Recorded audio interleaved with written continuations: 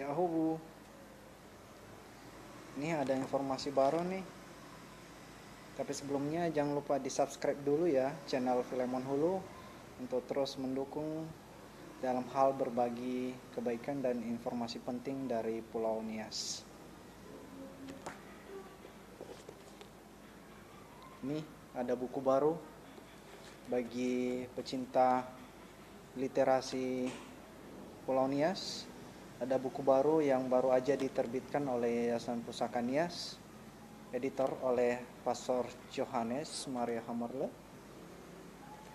Ini buku sangat bagus sekali untuk kita yang ingin mengetahui bagaimana sejarah di wilayah Maniamele, itu di Nias Selatan. Ini baru saja diterbitkan. Buku ini ada sekitar 260 halaman yang sangat bagus untuk pecinta sejarah dan juga yang sedang menyusun skripsi. Silakan untuk mendapatkan buku ini, gampang sekali. Silakan datang di Museum Pusaka Nias di Jalan Yosudarso nomor 134A, Gunung Sitoli, Kelurahan Saumbe. Harga sangat terjangkau.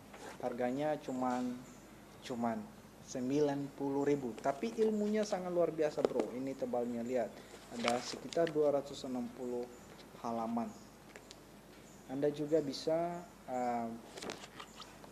menghubungi kami.